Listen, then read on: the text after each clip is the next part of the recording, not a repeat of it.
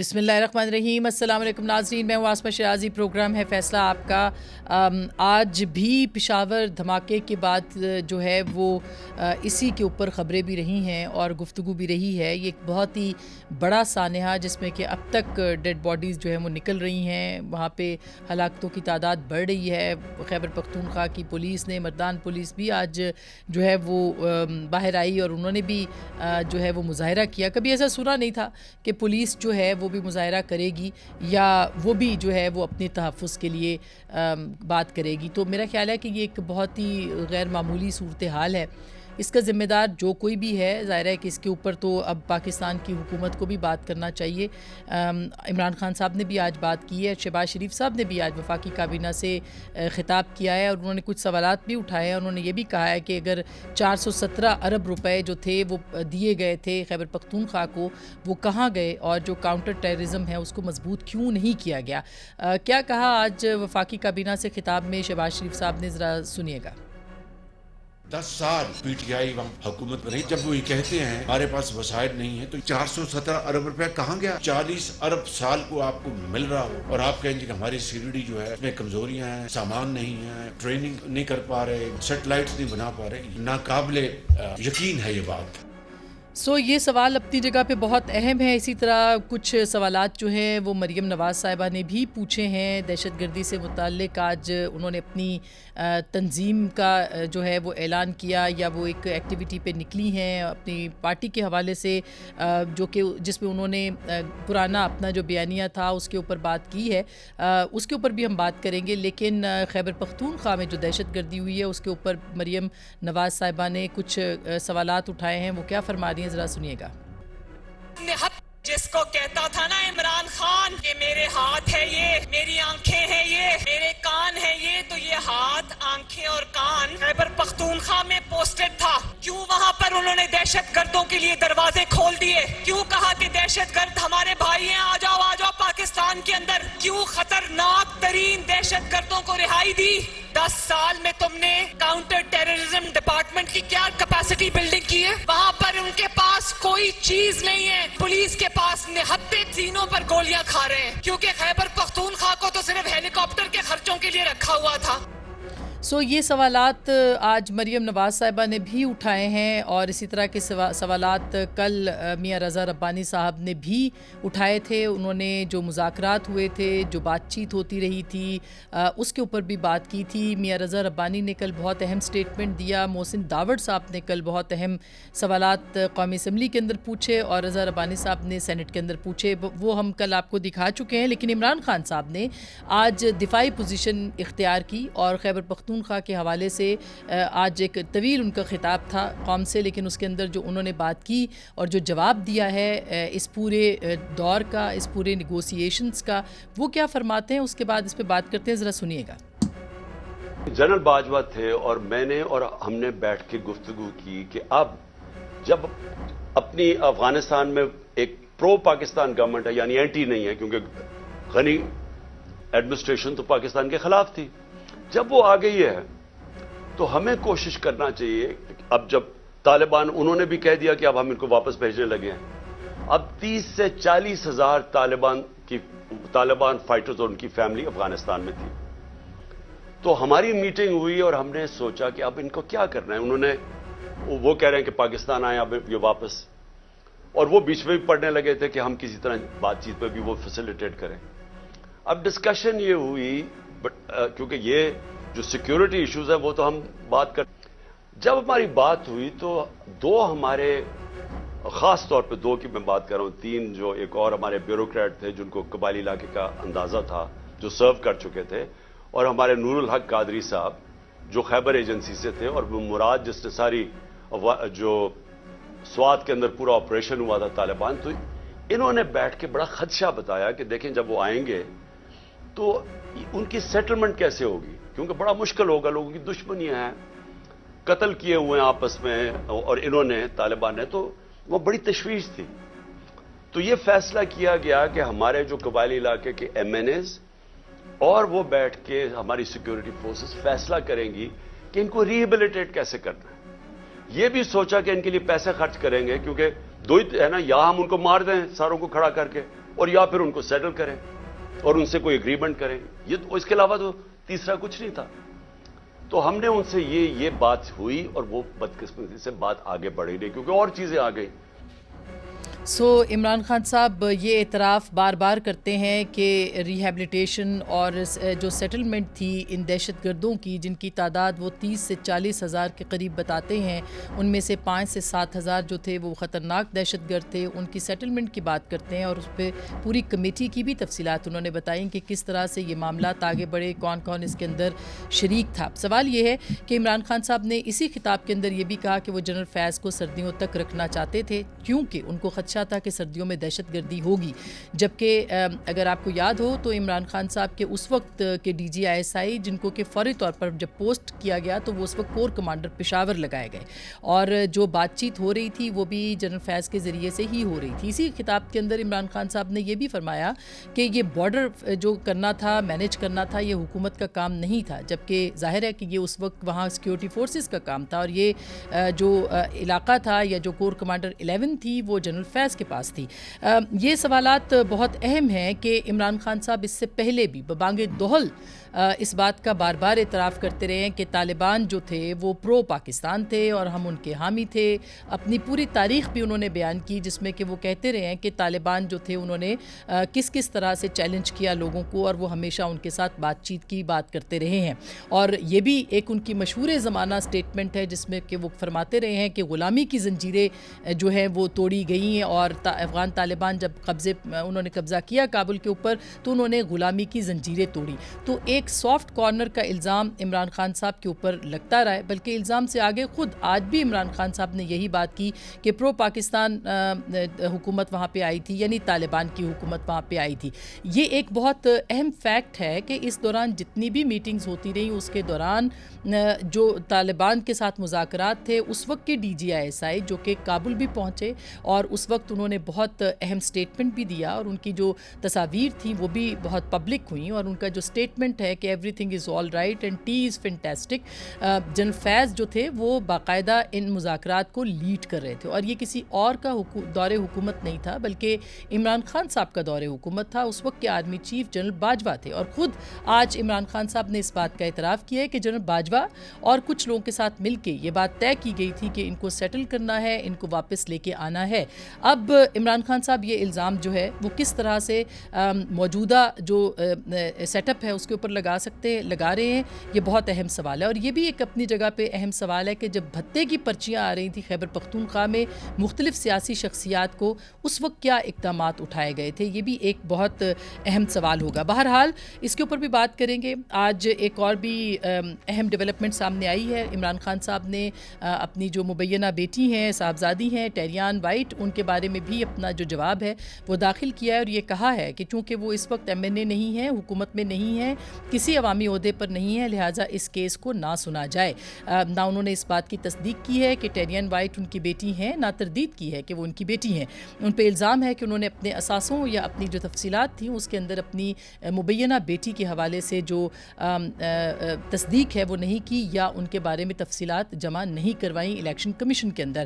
اس کے اوپر بھی بات کریں گے کہ یہ کتنا بڑا خطرہ بن سکتا ہے اور دہشت گردی کو ہی بنیاد بنا کر دو صوبائی گورنرز نے, پنجاب اور خیبر پختونخوا کے گورنرز نے خط لکھا ہے کہ انتخابات کو ملتوی کیا جائے. کیا واقعی حالات اس نہج تک پہنچ چکے ہیں کہ انتخابات یا صوبائی اسمبلیوں کے انتخابات نہیں ہو سکتے؟ اس کے اوپر بھی آج کے اس پروگرام میں ہم بات کریں گے. ہمارے ساتھ موجود ہے جناب صداقت علی عباسی صاحب, پاکستان تحریک انصاف کے سینئر رہنما ہیں. ہمیں جوائن کریں گے اسٹوڈیو سے. جناب خرم دستگیر خان صاحب ہیں, وہ وزیر توانائی اس وقت موجود ہیں ہمارے ساتھ سیٹلائٹ پہ, اور منیف فاروق صاحب بھی ہمیں جوائن کریں گے جو کہ معروف تجزیہ نگار بھی ہیں اور صحافی بھی ہیں اور اپنا پروگرام بھی کرتے ہیں. بہت بہت شکریہ منیب, آپ کی بھی تشریف آوری کا اور آپ تینوں کی تشریف آوری کا. سب سے پہلے صداقت عباسی صاحب آپ کے پاس ہی آنا چاہتی ہوں کیونکہ عمران خان صاحب نے جو آج بات کی ہے اور ان کے اوپر الزامات بھی اب لگ رہے ہیں کہ وہ ہمیشہ سے انہوں نے پرائم منسٹر کا آپ نے سنا, انہوں نے کہا جی اتنے فنڈز لگے وہ وہاں پہ نہیں لگائے گئے, انتظامات نہیں کیے گئے, اور پھر آج مریم صاحبہ نے کہا کہ اس وقت سیٹ اپ آپ کا تھا, بات چیت آپ کر رہے تھے, پھر یہ کیوں ہوا ہے اور کون ذمہ دار ہے دہشت گردی کو وہاں لانے کا؟ بہت شکریہ آسمہ صاحبہ. یہ اتنا مشکل سبجیکٹ ہے کہ اتنے تھوڑے ٹائم میں آپ پوری بات نہیں کر پائیں گے, تو وہ ایک بات کا کوئی ٹکڑا رہ جائے تو چونکہ بڑا یہ حساس ٹاپک ہے, اس لیے میں چاہوں گا کہ آپ مجھے موقع دیں. پاکستان میں جتنے لوگ بھی دہشت گردی پہ بات کرتے ہیں, عمران خان پچھلے 12 15 20 سال سے ایک خاص موقف رکھتے ہیں, اور وہ موقف انہوں نے بارہا وضاحت بھی کی, اور آج بھی ہماری پہلے میٹنگ تھی اس میں انہوں نے اپنا پوائنٹ آف ویو دیا, بعد میں پبلک ٹاک میں بھی انہوں نے بات کی. تو وہ بڑا واضح ایک اسٹریٹجی تھی. ہمارے کچھ لوگ جو ہیں یہاں پہ وہ امریکہ کے ساتھ چلنا چاہتے ہیں, اور کچھ لوگ جو ہے وہ سم ہاؤ اس چیز کو سمجھتے ہیں کہ امریکہ کا جو یہ افغانستان پہ حملہ تھا وہ اس علاقے میں دہشت گردی کی سب سے بڑی وجہ تھا. اور جو ڈرون اٹیکس ہوتے تھے, عمران خان صاحب جب گورنمنٹ میں نہیں بھی تھے تو وہ اس پر لانگ مارچ بھی کیا. ہم لوگ بھی وزیرستان تک پہلی دفعہ دیکھنے گئے لانگ مارچ کے حوالے سے. تو وہ ان کا ایک موقف ہے, اور اس حوالے سے انہوں نے آج بڑا تفصیل سے اپنا پوائنٹ آف ویو بتایا. لیکن وہ دہشت گردی کی ذمہ داری موجودہ حکومت پہ, وہ کہہ رہے ہیں کہ کیا وجہ ہے کہ اب دہشت گردی ہو رہی ہے, ان کے دور میں نہیں, حالانکہ ان کے دور میں ہوتی رہی ہے دہشت. پہلی تو بات ہے شہباز شریف صاحب کچھ آج اختلاف کر رہے تھے عمران خان کی کوئی اسٹریٹجی سے, تو مجھے آپ بتا دیں یا منیب صاحب بتا دیں کہ 10 مہینوں میں شہباز شریف صاحب نے کوئی ایسی اسٹریٹجی, کوئی ایسی حکمت عملی, کوئی ایسا اسٹیپ لیا کہ جو عمران خان گورنمنٹ کی پالیسی کے متبادل ہو, کہ آپ نے جناب یہ عمران خان نے کیا تو ہم یہ, یعنی وہ جو دہشت گردوں سے بات چیت کر رہے تھے اس کے خلاف انہوں نے کام کیا. پہلی بات تو یہ ہے کہ آج یہ میں پوچھ لوں آج کل میں سن رہا تھا خواجہ آصف کو, خواجہ آصف مجھے لگا تھا کہ عمران خان کی تقریر کر رہے ہیں, وہی فگرز, وہی باتیں, وہی امریکہ کی وہاں پہ حملے کا اس کا بیک لیش اور اس کا رد عمل کی بات کر رہے تھے. تو شہباز شریف صاحب تو آپ کو پتہ ہے وہ ہیڈ لیس چکن کی طرح ان کو سمجھ نہیں آ رہی, دیوار میں ٹکرے مارے تھے آج بھی اور کالانا صلی اللہ علیہ وسلم بھی. تو کہنے کی بات یہ کہ جو بھی اسٹریٹجی بنتی تھی وہ ریاست کے تمام اسٹیک ہولڈر, سیکیورٹی کے اسٹیک ہولڈر کے تحت بنتی تھی. وہ کون تھے؟ وہ جو بھی تھے اس وقت کی, جو جنرل باجوہ تھے نا, جنرل باجوہ اور D G I S I general Faiz تھے, دو تھے نا. آپ کے نام لے لیں, کوئی ایسی بات نہیں. میں کیا کہہ رہا ہوں, ملک کی جو ملٹری اسٹیبلشمنٹ اس میں یہ بھی تھے جو آج بھی ہیں, یہ بھی ادھر ہی تھے نا. یہ تو بعد میں آئے ہیں, کیا فوج میں بعد میں آئے, جب افغان طالبان کی بات ہوئی اور نیگوسیشن جب ہوئی, اس وقت ڈی جی آئی ایس آئی کون تھا؟ ایک منٹ, ڈی جی کچھ نہیں ہوتا, پورا ادارہ ہوتا ہے. اور پھر کور کمانڈر پشاور کون ہے؟ میں ذرا اگر مجھے اس طرح سوال کریں گے تو بات بولیے. ٹھیک, ایک جو آپ کس کا نریٹو نکالنا چاہ رہی ہیں, آپ کی جتنی, اچھا چلے ان سب کو چھوڑ دیں, پرائم منسٹر کون تھا یہ بتا دیں. میں بات تو کرنے جی جی. ایک کوئی بھی ریاست کا فیصلہ پورے تمام اسٹیک ہولڈرز اور سیکیورٹی کے اسٹیک ہولڈرز جو اس وقت کے ہوتے ہیں وہ موجود ہو کے عمران خان کا ایک سوچ ویژن کے مطابق چل رہی تھی, اور درمیان میں عمران خان کی حکومت توڑ دی گئی اور ان کا الائنس ہو گیا امریکہ کے ساتھ. تو ظاہر ہے آپ کو پتہ ہے ساری اسٹریٹجی میں امریکہ نے سارا کچھ یہاں پہ کروایا تھا, اور وہ بھی ادھر اینٹی امریکن سینٹیمنٹ تھا. اور یہ چیزیں شور شرابہ, مراد سعید نے بار بار کہا کہ جی آگے جون میں یہاں پہ طالبان کے آنے کی بات کی, اور یہ سارے سوئے رہے. ٹھیک, آج ان کو لگ رہا ہے کہ جو پاکستان میں تباہی ہوئی ہے, جو نون لیگ کا آج ووٹر ختم ہو گیا, سپورٹر ختم ہو گیا, مریم کے استقبال کے لیے کوئی نہیں آیا, ان تمام کے ذمہ دار عمران خان. اچھا ٹھیک, میں اس پہ بھی آتی ہوں, یہ سوال خرم صاحب سے میں پوچھ لوں, پھر میں منیب کے پاس جاؤں گی. انہیں بتائیے گا اگر آپ کو عمران خان کی اسٹریٹجی سے کوئی اختلاف تھا تو آپ نے 9 مہینے میں کچھ کیا. یہ ساری باتیں, یہ جو بھی اس پہ عمل درآمد ہوا نا, یہ جولائی میں جون میں ہوا جب ان کی گورنمنٹ تھی, یہ بھی میں بتاؤں. اچھا جی جی, یہ راز کی بات ہے جو آپ بتا رہے ہیں. میں آپ کو بتا رہا ہوں یہ ساری باتیں جو فیصلے چل رہے تھے, اور جو اس سے پہلے کچھ بھی نہیں ہوا, مطلب جون جولائی سے پہلے کچھ بھی نہیں ہوا. خیال تھا کہ ہمیں امریکہ کی جنگ کے ساتھ رہ کے جو یہ خون خرابہ ہو رہا ہے, اور جو ڈالروں کے بھوکے ہمارے سیاستدان ہیں, انہوں نے پاکستان میں 6000 ہمارے فوجی جوان شہید ہوئے, جوان کیا جرنیل تک شہید ہوئے, اور 80,000 لوگ اور $130 ارب کا نقصان ہوا. اس کا ایک ہی مقصد تھا کہ یہاں ہمارے ڈالروں کی بھوکی امریکہ کی سوچ. اچھا خرم صاحب, یہ جو آپ بات سن رہے تھے ان کی, انہوں نے کہا کہ یہ ساری پالیسی ظاہر ہے ویژن عمران خان صاحب کا تھا. وہ کبھی بھی نہیں کہتے کہ طالبان کے ساتھ ہم نے لڑائی لڑنی ہے, وہ کہتے ہیں ہمیں بات چیت کرنی ہے. تو یہ ایوالو ہوئی تھی, اس کے اندر اس وقت کی سیکیورٹی کے لوگ بھی موجود تھے. یہ آج بھی عمران خان صاحب نے بھی یہی نیریٹو دیا ہے. تو آپ کیا سمجھتے ہیں پھر آپ کی حکومت کیوں بلیم کر رہی ہے عمران خان صاحب کو کہ دہشت گردی ان کی وجہ سے یہاں پہ آئی ہے؟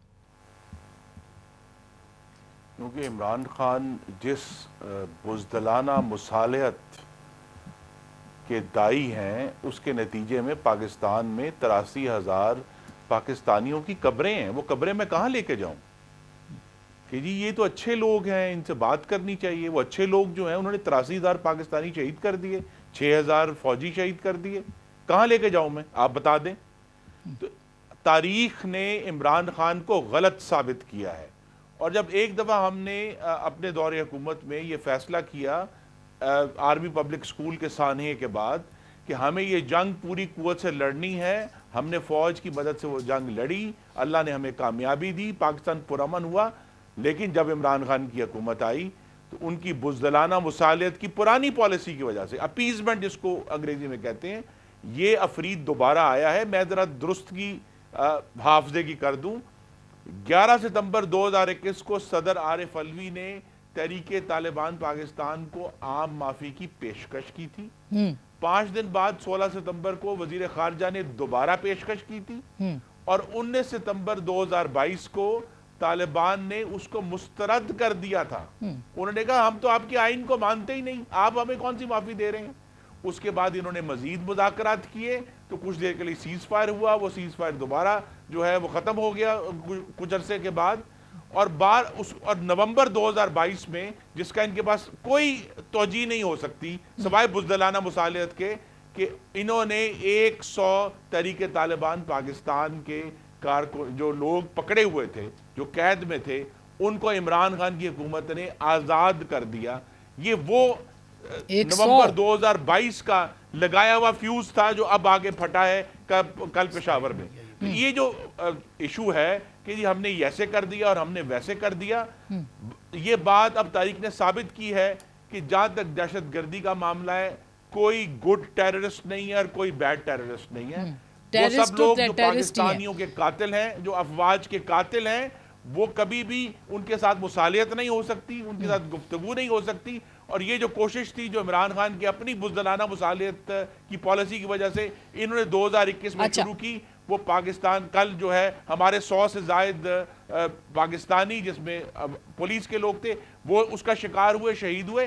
اور جو سوال آج شہباز شریف نے اٹھایا ہے کہ جناب یہ پولیس لائن میں واقعہ ہوا ہے, کسی کھلے خیبر پختونخوا کے شہر میں نہیں ہوا, پولیس لائن میں یہ واقعہ ہونا ظاہر کرتا ہے کہ یہ جو 9 سال کی ان کی حکومت تھی وہ سیکیورٹی کے معاملات میں مکمل طور پر ناکام تھی. یہی وجہ ہے کہ ان کی حکومت کے شروع میں بھی بنو میں جیل بریک ہوا, آخر میں بھی جیل بریک ہوا, جہاں دن دہاڑے جو ہیں وہ لوگ آئے, دہشت گرد آئے اور بنو جیل ان کو لے کے لے گئے, اور یہ بے بس تھے. یہ اس وقت یہ بے بس تھے, ان کے خیال میں پالیسی ترویع کی ہے کہ کسی طرح بزدلانہ مصالحت کی جائے. یہ بات اب واضح ہو گئی ہے کہ ہم دہشت گردوں کے ساتھ مصالحت نہیں کر سکتے, نہ ہی کریں گے. اور جو آخری توجہ تھی وہ یہ بھی ہے, یہ ہم نے دیکھا کہ نئے آرمی چیف جب آئے تو انہوں نے یہ کہا ہے کہ آتے ہی جو سٹیٹمنٹ دیا, نہیں یہ نئے آرمی چیف نے بھی آتے ہی سٹیٹمنٹ دیا تھا کہ اب کسی قسم کی کوئی ٹاکس نہیں بلکہ اب کاروائی ہوگی, اور کل بھی انہوں نے کور کمانڈرز کانفرنس میں یہی بات ہوئی ہے.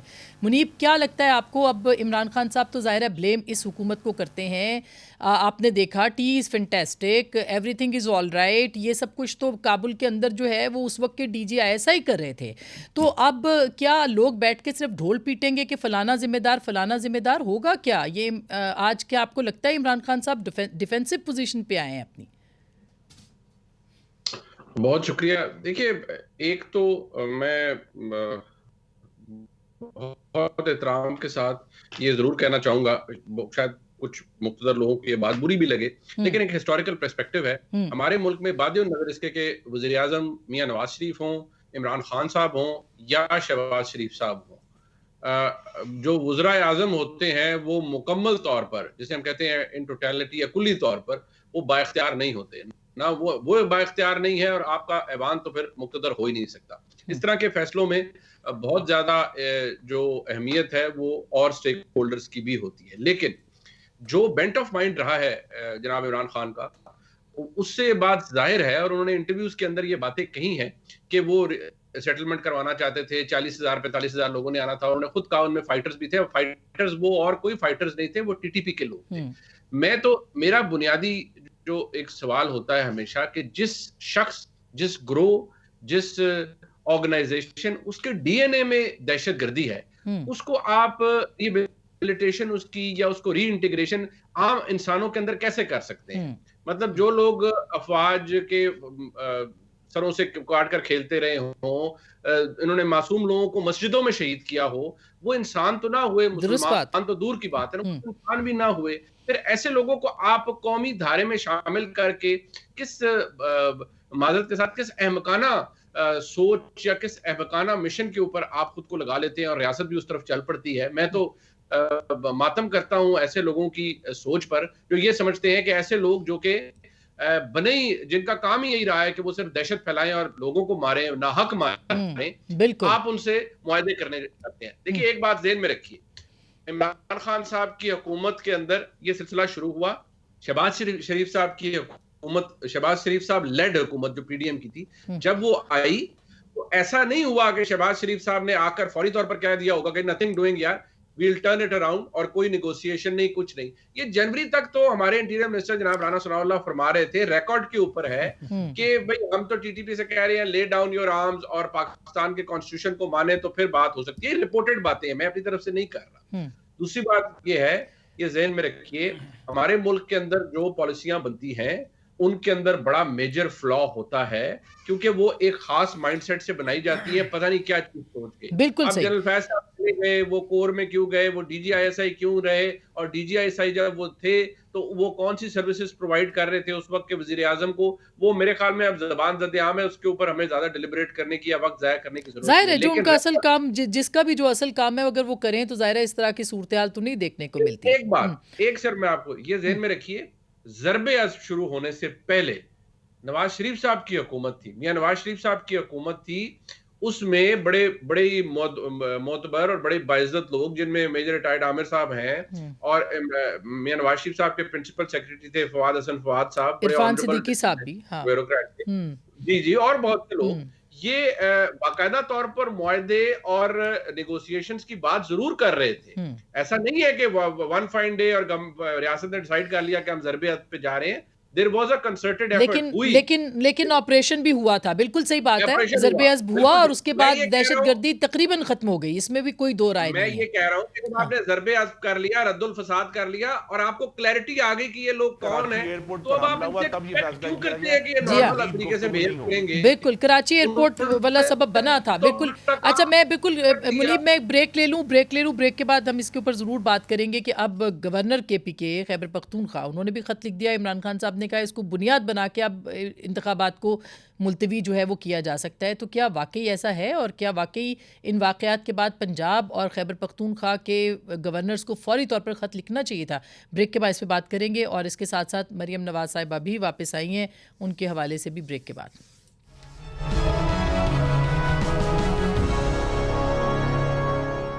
वेलकम बैक नाज़रीन, एक दफ़ा फिर आपको खुश आमदीद कहते हैं। खुर्रम साहब, एक तो ये सवाल उठाया था सदाकत अब्बास साहब ने कि आपकी 10 महीने की क्या पॉलिसी थी, इस हवाले से थोड़ा सा बताइएगा। और साथ में जो ख़त आया गवर्नर की तरफ से और पंजाब दोनों गवर्नर्स की तरफ से, क्या ये भी खान साहब ने कहा है कि उसको मौजू बना के अब इंतखाबात के इल्तवा की तैयारी है? हमारी पॉलिसी वही है जो 2014 में थी कि हम दहशतगर्दी से लड़ेंगे। ये कल का जो वाक़या हुआ इसने ये जाहिर किया है कि जो दहशतगर्दी पिछले आप देख रहे हैं 10 माह में मुल्क के मगरब में मुस्तकिल तौर पर हमारे फौजियों पर हमला हो रहा था, और इस दौरान अगरचे एडवर्टाइज नहीं किया गया लेकिन हमने काइनेटिक एक्शंस किए हैं दहशतगर्दों के खिलाफ। लेकिन अब जबकि वो डर आए हैं, अंदर आ गए हैं, क्योंकि उस वक्त की पिछली हुकूमत की पॉलिसी जो थी वो उनके साथ बुज़दिलाना मुसालियत की थी, तो लिहाजा अब हमें एक फ़र्क, ये हमारे सामने एक बड़ा चैलेंज है जिसको अंग्रेजी ज़बान कहते हैं काइनेटिक एक्शन हमने करने हैं, और किस हद तक करने हैं। क्योंकि पिछली दफ़ा तो ज़रबे अज़ब में आपको मालूम है कि पाकिस्तान के जो उस वक्त के कबायली इलाके थे वो वहाँ तो बहुत बड़े बड़े यानी बाकायदा जंगी बुनियादों पर एक्शन हुए थे। अब जबकि एक नई सूरत हाल दरपेश है कि मुल्क में कोई कबायली इलाका नहीं है, तमाम के तमाम जो सरजमीन है वो पाकिस्तान की है, उस पर आइन की अमलदारी है, खैबर पख्तूनख्वा का हिस्सा है। उस तरह के एक्शंस क्या अब हम सोच सकते हैं अपनी सरजमीन पे करने के? ये सारे सवालात हैं जो आने वाले दिनों में वज़ीर आज़म शहबाज शरीफ जो हैं वो नेशनल सिक्योरिटी कमेटी कन्वीन करेंगे, फिर पार्लियामान के पास भी जाएंगे, और आप देखेंगे कि जो अगले हफ्ते 8 तारीख को पार्लियामान का जो मुश्तरका इजलास होना है वो बड़ा अहम है इस हवाले से नई पॉलिसी बनाने के हवाले। अच्छा, ये तो बड़ी इंपॉर्टेंट बात आपने कर दी कि अगला जो 8 का इजलास है उसके अंदर इस पे पॉलिसी के ऊपर बात होगी, जिसका कल इशारा राना सनाउल्लाह साहब ने भी दिया है। लेकिन ये गवर्नर्स ने अब इसकी बुनियाद के ऊपर सर जो हाँ, गवर्नर्स ये कहते हैं कि ये अब देखिए गवर्नर्स के जो खतूत हैं जी वो एक हकीकत को जाहिर कर रहे हैं, लेकिन ये देखिए ना, पहले ही इमरान खान की आदत है कि वो शोर डालना शुरू कर देते हैं, ये हो गया वो हो गया। وہ جولائی کے انتخابات میں آپ کو یاد کرا دوں جس میں آپ وہ کہتے ہیں دیکھیں جی ہماری تو مقبولیت ہی بڑی ہے، اسے ایک دن تک پہلے وہ شور ڈالے تھے، ڈرم بجا رہے تھے کہ جناب یہ تو لٹ گئے، ہم سے چوری ہو گئے، یہ تو ہمیں جیتنے نہیں دیں گے، یہ نہیں ہوگا وہ نہیں ہوگا۔ میں ایک دفعہ پھر صراحت سے کہہ دوں کہ انشاءاللہ اللہ تعالیٰ پاکستان کو محفوظ رکھے۔ آئین کے جو 90 دن کی جو مدت ہے اس میں خیبر پختونخوا میں اور انشاءاللہ پنجاب میں انتخابات ہوں گے، اور دونوں صوبائی اسمبلیوں کے جو ضمنی انتخابات ہیں وہ بھی ہوں گے، کیونکہ ہمارا پی ٹی آئی کی طرح اچھا میں اس سے پہلے بالکل اچھا اس سے پہلے کہ میں صداقت صاحب کے پاس ہراساں نہیں کرتے، تو لہٰذا الیکشن وقت پر ہوں گے اور صاف اور شفاف۔ یہ تو اب بات واضح ہوگی، انہوں نے کہا جی الیکشنز تو ہم نے ٹائم پہ کرانے ہیں۔ ایک تو آپ نے ان سے پوچھا کہ آپ کی دہشت گردی کی پالیسی کیا ہے، وہ دہشت گردی ہو، وہ معیشت ہو، وہ انسانی حقوق ہوں، ان کی حکومت کی بڑی واضح پالیسی ہے کہ ان کی کوئی پالیسی نہیں ہے، جہاں سے ان کو جو جدھر سے جو کروا لے یہ کر لیتے ہیں، ان کی اپنی کوئی پالیسی نہیں ہے۔ یہ آپ کو سمجھ آ گیا، کیونکہ آپ نے پوچھا کہ آپ کوئی ایک ڈویبل سٹیپ بتائیں، آپ نے 10 مہینوں میں اگر آپ کا عمران خان کے کسی موقف سے اختلاف تھا تو آپ نے کوئی بتانے والی بات کیا کی؟ تو منیر صاحب نے آپ کو بتا دیا کہ جنوری میں یہ مذاکرات کی بات کر رہے تھے، اور یہ جو بندے کوئی چھوڑے گئے ہیں وہ ذرا پوچھیے گا وہ چھوڑے گئے وہ کس کا ٹینیور میں چھوڑے گئے، یہ بھی سوال میں وہ نومبر 22 جی نومبر 22 کی بات کر رہے ہیں، چھوڑے کب گئے؟ 2021 میں جی یہ چھوڑے گئے ہیں جون 2022 میں، یہ میں آپ کو بتا رہا ہوں۔ جون 2022 باقی یہ بات ہے کہ انہوں نے کہا کہ جی پولیس عمران خان نے ٹھیک، اور اس وقت پشاور ظاہر ہے سیکیورٹی فورسز نے چھوڑے ہوں گے۔ سنیں میں کیا کہہ رہا ہوں ابھی اسی پہ میں بس اس کا جواب، انہوں نے کہا کہ یہ پولیس پرانا معاہدہ تو دہشت گردی پولیس ہینڈل کرتی ہے، پولیس کا دہشت گردی پہ رول ہوتا ہے، لیکن اصل یہ ہوتا ہے انٹیلیجنس اداروں کا۔ تو جتنے باقی ملک کے ادارے ہیں وہ آج کل کس طرف لگائے ہوئے ہیں، انہوں نے یہ ان سے پوچھیں کہ وہ تو سیاستدانوں کی آڈیو ویڈیو ٹیپ پہ آ رہی ہیں، پتہ نہیں ان کو ادھر لگائے ہوئے ہیں یا پتہ نہیں اور کس کام پہ لگائے ہوئے ہیں۔ آج کل لوگوں کو کسی نے کسی کو منشی کہہ دیا، کسی نے کسی کو منشی کہہ دیا تو اس کے پیچھے لگے ہوئے ہیں۔ اور کوئی 2014 میں بھی ہم ہی لڑے تھے دہشت گردی سے، اس دفعہ بھی ہم ہی لڑیں گے۔ جی جی جی جی آپ بالکل لڑیں گے۔ اب اگلی بات یہ اگلی بات یہ جو آپ نے سوال کیا، میں سوال پہلے بھی ہم لڑے تھے اب بھی ہم لڑیں گے، پوری قوم کے ساتھ لڑیں گے۔ وہ آپ نے اپنی پالیسی بتا دی، آپ کی پالیسی کیا کہ آپ کی کوئی پالیسی نہیں۔ اب اگلی بات انٹرسٹنگ بات، یہ جو لڑنے والے ہیں نا یہ بھاگ جاتے ہیں الیکشن سے۔ بھاگنے کے لیے پہلے انہوں نے کون سا بہانا، کوئی بہانا کوئی چھوڑا نہیں، پہلے جناب سیلاب کا بہانا بھاگ گئے۔ سیلاب بہانا تھا؟ نہیں بہانا سیلاب پہ، یہاں تو جنگوں میں بھی الیکشن ہوتے ہیں۔ 3 کروڑ دونوں سوال کرنے دیں، پاکستان جو ہے اس کا آدھا حصہ جو ہے پانی کے اندر ڈوب گیا۔ سننے والوں کو 2 طرح کے موقف آئیں، ایک آپ کا اور ان کا موقف ایک ہی ہے۔ میرا موقف جانے دینا سر، میرا تو گلا خراب ہے، میں تو آپ سے پوچھ رہی ہوں، سوال کر کے میں جواب تو دے دو۔ میں تو بولی بھی نہیں، میں تو کہہ رہی ہوں آپ نے کہا بہانا، تو سیلاب بہانا نہیں تھا، سیلاب بہت بڑی حقیقت تھی۔ میں یہ کہہ رہا ہوں سیلاب بہت بڑی حقیقت تھی۔ سیلاب کے بہانے انہوں نے کراچی کا الیکشن اس لیے وہ ملتوی کیا حیدرآباد کا کہ سیلاب سے کوپ اپ کر رہے۔ اسلام آباد میں انہوں نے خود وہ بالکل صحیح بات ہے، وہ بھی کہیں، درست بات ہے، وہ بھی کہیں درست بات کہ اسلام آباد میں یہ اس طرح بھاگے دم دبا کے شیر جس طرح وہ بلا تھا شیر نہیں تھا۔ اسلام آباد کی بات درست ہے لیکن سیلاب بہانا نہیں ہے۔ میں منیب تیسری بات میری گل بھی آن دو نا، سنیں تیسری بات یہ، اب عمران خان کا جو سیلاب ہے اس سے بھاگنے کے لیے یہ جو کچھ بھی کر رہے ہیں، میں بار بار کہتا ہوں، منیب صاحب مجھے will bear me out، منیب صاحب 90 سے 99 دن ہوئے نا، تو ان سب پہ آرٹیکل 6 لگنا ہے، یہ میں بتاؤں یہ جو کچھ کر رہے ہیں۔ کون لگائے گا؟ دونوں عدالتوں پہ لگوائیں گے، دونوں گورنرز کو ان کا ہے کہ جس دن انہوں نے کیئر ٹیکر بعد میں کرنی تھی، الیکشن کا اعلان پہلے کرنا تھا، تو دونوں گورنر صاحبان جو ہے یہ تو لائن آف فائر میں آ گئے، دونوں جو ہے وہ آرٹیکل 6 کے مرتکب ہو رہے ہیں۔ آرٹیکل 6 اتنا آسان بن گیا، ابھی سن رہا تھا بڑے ملک کے بڑے مشہور قانون دان اعتزاز احسن صاحب کہہ رہے ہیں کہ کسی صورت میں یہ جتنا مرضی بھاگیں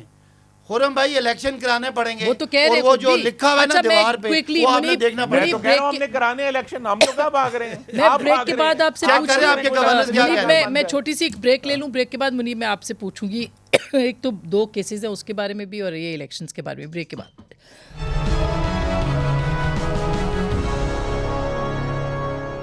वेलकम बैक नाजरीन, एक दफ़ा फिर आपको खुश आमदीद कहते हैं। मुनीब, क्विकली पूछना चाहती हूँ, 2 केसेस ज़ाहिर है, एक तो ये वो बात हो गई, लेकिन ये जो टेरियान वाला केस है जिसके ऊपर आज इमरान खान साहब ने जवाब जमा करवाया है, कितना ख़तरनाक केस है? क्योंकि कहा यह जा रहा है कि इसके अंदर, और उन्होंने जो प्ली ली है कि जज साहब आप नहीं सुन सकते क्योंकि पहले वो रिजेक्ट कर चुके हैं इस बात को, तो क्या कहेंगे आप इसके ऊपर, क्या पॉइंट ऑफ व्यू है आपका?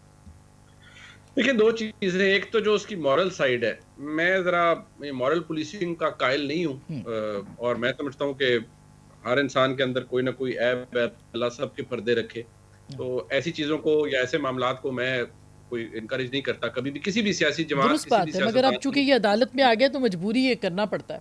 जी हाँ, वो मैं चाह रहा था मैं रिकॉर्ड के ऊपर कुछ रख दूं को अपना कॉन्शियंस भी सेटिस्फाई होता है।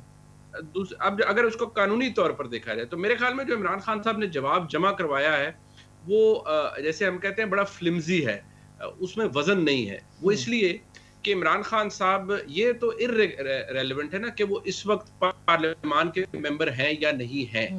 मसला तो ये है कि क्या वो पार्लियामान के मेंबर बनने के काबिल हैं या नहीं है, वो डिटरमिन अब होना है। अगर उन्होंने ये जवाब देने के काबिल नहीं है, ये मामला जो है वहाँ मुझे लगता है ये एक मामला शायद इतना आसान नहीं होगा साबर उनकला के लिए। ताजुब की बात यह है कि पेशावर हाई कोर्ट में मामला गया था, वहां पर जो उनके वकील थे गौहर खान साहब, उन्होंने उनके बकौल उन्होंने मामला डिसमिस करवा दिया था। यहाँ पर ये मामला आया है इस्लामाबाद हाई कोर्ट में। अगर देखा जाए तो हमारे मुल्क में देखिए प्रेसिडेंट तो बड़े बने, ठीक है, अगर 2/3 मेजॉरिटी के वजीर आजम को अपने बेटे से तनख्वाह ना लेने के ऊपर आप प्रिजम्पटिव चीज के ऊपर आप उसको डिस्क्वालीफाई कर देते हैं, उसका सियासी करियर खत्म कर देते हैं और फारिग कर देते हैं एक शख्स की सियासी जिंदगी को, तो आप इमरान खान साहब के साथ भी अगर वही पैमाना अपनाया गया तो यहाँ भी डिक्लेरेशन के मामलात तो फिर आएंगे। और 2 चीजें हैं, हाँ। एक ये कि क्या इमरान खान साहब अपनी साहबजादी को ओन करते हैं, नहीं, जवाब देते हैं उसका, वो बहुत मैटर करता है। अदालत को ये नहीं, कम से कम हाई कोर्ट के लेवल पे ये नहीं कहा जा सकता कि आपके पास इख्तियार नहीं है। लेकिन क्या ये उनके लिए खतरनाक बन सकता है? आपने इसमें कह दिया इसमें कि अगर 62-63 को देखें, अगर साबिक वजीर आजम को एक तनख्वाह ना लेने पे, छुपाने पे वो हो गया, तो फिर ये तो बहुत बड़ा केस है कि उनकी साहबजादी है और वो उसको ओन करें या डिसोन करें, हर सूरत में पिछले कागजात नामजदगी में उन्होंने नहीं लिखा हुआ। अच्छा खुरम साहब, मैं मरियम बीबी की पॉलिटिक्स पे भी आती हूँ। मरियम बीबी जो हैं वो आज वापस आई हैं, पुराना बयानिया था उनका, वो 5 का टोला उन्होंने बात की है और इस तरह की सारी बातें। आपको लगता है कि बहुत देर हो गई है यहाँ आने के लिए? सूबाई इंतखाबात अगर हुए तो आपकी जमात, और ख़ास करके अब शाहिद खाकान अब्बासी साहब के अपने ओहदे से इस्तीफ़े के बारे में बातें हो रही हैं, बल्कि दे दिया उन्होंने इस्तीफ़ा, तो क्या पार्टी को वो मुनज़्ज़म कर पाएंगी? सबसे पहले तो आपके नाजरीन के लिए कि शाहिद अब्बासी साहब ने वाज़े तौर पर अपने इस्तीफ़े की तरदीद की है। उन्होंने कहा कि ऐसा कोई इस्तीफ़ा उन्होंने नहीं दिया, वो अभी भी पार्टी के सीनियर वाइस प्रेसिडेंट हैं। दूसरा ये है कि मरियम नवाज़ की वापसी मुस्लिम लीग नून की अवामी सियासत में वापसी का नाम है। पाकिस्तान के अवाम के पास जाना एक जमहूरी अमल है, उसमें कभी देर नहीं होती। जब भी अवाम के पास जाकर आप बात करेंगे तो जमहूरियत मजबूत होती है। तो वो अपना काम उन्होंने आगाज़ कर दिया है और मुझे बड़ी खुशी है कि भावलपुर जनूबी पंजाब से आगाज़ किया है। वो अब पूरे मुल्क में जाएंगी, पंजाब में जाएंगी, खैबर पख्तूनख्वा जाएंगी, सिंध जाएंगी, कोयटा जाएंगी, उनके शेड्यूल में है इन दोनों जगहों पर जाना।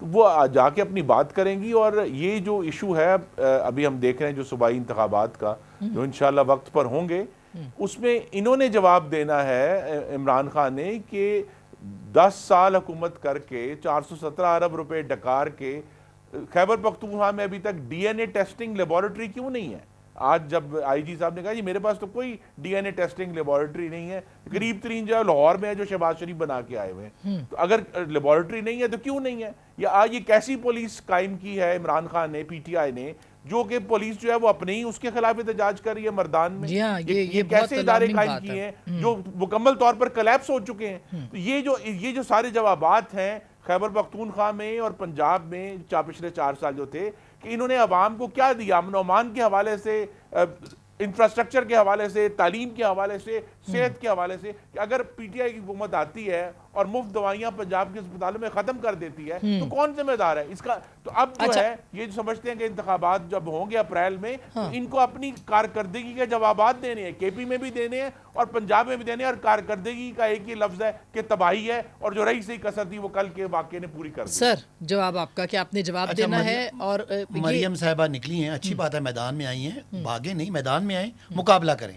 ایک دو تین باتیں، ایک تو انہوں نے کہا کوئی 5 کے ٹولے کی بات کی ہے، اس میں میرے خیال ہے اشارہ باجوہ صاحب کی طرف ہے، تو ذرا پوچھے گا چاچو نے، آپ کے چاچو نے 1100 ارب کا این آر او انہی باجوہ صاحب سے لیا تھا، تو آپ ان کے خلاف تقریریں کر سکتے ہیں کہ نہیں کر سکتے؟ ان کا مسئلہ جی 1100 ارب کی کیس معاف ہوئے نا این آر او میں، پرویز اشرف، شاہد خاقان، اسحاق ڈار، شہباز عدالتوں میں نہیں ہوئے؟ جی وہ عدالتوں میں این آر او ہوا ہے جی، عدالتوں میں میرا چلا دیں آپ یہ آپ پراپر کیس۔ بھائی میں نہیں جی کہہ رہی، میں آپ کہہ نے کہا ہے، رہا ہاں ہوں تمام قانون تبدیل کیا گیا اور تمام لوگوں کو این آر او ہوا، جتنی مطلب مرضی چلائیں، سب جو چور چکے تھے وہ عدالتوں سے ہیرو بن کے آ رہے ہیں، پہلی بات۔ دوسری بات میں نے پوچھنا تھا مریم صاحبہ سے، ہمارے بھائی خرم صاحب کے سامنے، کہ وہ جب 6 روپے بڑھائے تھے پیٹرول کے مفتاح اسماعیل کے دور میں، تو سنا تھا مریم جو میاں نواز شریف ہیں وہ ایون فیلڈ فلیٹ کے کمرے سے نکل کے دوسرے کمرے میں چلے گئے تھے۔ اب جب ان کے رشتہ دار اسحاق ڈار صاحب نے 35 روپے پیٹرول مہنگا کیا ہے، تو یہ تو نہیں کہ میاں صاحب نکل کے کہیں جنگل بیابانوں میں چلے گئے ہوں گے، تو لوگوں کو جواب دیں کہ جب آپ آئے تھے تو 16.7 ارب ڈالر کے ریزرو تھے، آج 3 کے رہ گئے۔ جب آپ تھے تو مہنگائی 12% تھی، آج جی خرم صاحب جواب دیں ذرا آپ۔ جب آپ تھے تو گروتھ 6 تھی، آج گروتھ منفی ہو گئی ہے۔ اچھا میں جواب لے لوں، سن لیں نا، میں کہہ رہا ہوں لوگوں کو بتائیں، کارکردگی یہ ہے کہ 9 مہینوں میں آپ نے صرف یہ کیا ہے کہ لوگوں کو جیلوں میں ڈالا ہے، جو توہین عدالت، عمران خان، توہین مذہب، توشہ خانہ، گھڑی چوری، یہ تو بات منیر صاحب نے کی نا، وہ میں منیر صاحب کی بات کا جواب دے دوں۔ منیر صاحب یہ کہہ رہے ہیں، سنیں نا مجھے موقع دیں، منیر صاحب یہ کہہ رہے ہیں کہ عمران خان کو سزا ہونی ہے، عمران خان اس طرح سمجھ نہیں آ رہی، دونوں کی بات نہیں سمجھ آ رہی۔ صداقت صاحب آپ نے سوال کر لیا نا جی، لیب کیوں نہیں ہے خیبر پختونخوا میں؟ فورنسک لیب کیوں نہیں ہے خیبر پختونخوا میں؟ ایک بھی نیا اسپتال کیوں نہیں بنا؟ گوجرا والا جا کے باہر پوچھو 35 روپے تک کی بنے ہیں، جو لوگ آپ کو بتائیں گے۔ اچھا لیکن جب آپ آئے تھے تو کیا کتنے کا پیٹرول تھا؟ ہم جب تھے تو ڈالر 172 کا تھا، آج 272 کا ہے۔ نہیں ہمارے دور میں سنیں، میں اپنا 189 ڈالر آپ نے چھوڑا تھا، پیٹرول کتنے کا تھا؟ سالوں میں آٹا تھا 55 روپے کا، اور 10 مہینوں میں 55 روپے کا اور مہنگا ہو گیا۔ ساری باتوں کا جواب ہم جی پیٹرول ہمارے دور میں 110 ڈالر کا تھا، آپ 85 کا ہے۔ دہشت گردی کا جواب دینا ہے، آپ نے اپریل میں تعلیم کا جواب دینا ہے، آپ نے انشاءاللہ ملتے ہیں میدان میں ملتے ہیں۔ میں یہ کہنا چاہتا ہوں کہ مجھے آپ نے جواب دینا ہے، مریم صاحب نے جواب دینا ہے، وہ کیا ہوا کہ ریزرو کہاں چلے گئے، کیا ہوا کہ دہشت گردی کیوں بڑھ گئی، وہ کیا ہوا کہ گروتھ کو کیا ہو گیا، یہ بات صحیح ہے، لیکن یہ ساری باتیں ہم کوئی مطلب 4 سال جو ہے ان کو مائنس بھی نہیں کر سکتے، وہ سوال تو آپ نے بھی پوچھنا ہے۔ ہاں کیسے دیا ہے، کیسے دیا ہے؟ جب ضمنی الیکشن لڑے تو ہم نے 35 میں سے 4 سال کے جواب آپ کو بھی دینا پڑے گا کہ 5 سال سے پہلے جب کہتا ہوں ہم حاضر ہیں جی، آپ میدان میں اور موجودہ حکومت کو بھی جواب دینا الیکشن سے نہ بھاگیں، اور عمران خان کو مائنس کرنے کے لیے آپ نے کیا کیا نہیں کیا، آپ نے توشہ خانہ بنایا، آپ ناکام ہو گئے، آپ نے آڈیو ویڈیو لیک کی، عمران خان پہ قتل کی کوشش کی، عمران خان سٹینڈنگ ٹال، بہت شکریہ۔ ابھی بھاگے نہیں، الیکشن لڑے۔ منیب آپ کچھ کہیں گے لاسٹ کمنٹ آپ کی طرف سے کہ یہ سیاست کس طرف جائے گی اور بیانیہ مریم صاحبہ کا جو ہے وہ کامیاب ہوگا کہ نہیں؟ دیکھیے مریم نواز شریف صاحبہ کو بڑی محنت کرنی پڑے گی ان کا ووٹر سپورٹر واپس لانے کے لیے۔ مسلم لیگ نون میں اگر میاں نواز شریف صاحب کا ریفلیکشن کسی میں آتا ہے تو وہ ان کی صاحبزادی میں ہے، اگر وہ اس کو ٹرن اراؤنڈ کر سکتی ہیں تو مسلم لیگ نون بڑی انٹرینچڈ رہی ہے پنجاب کے اندر، ٹھیک، بہت کچھ ہو سکتا ہے، ابھی تو وقت۔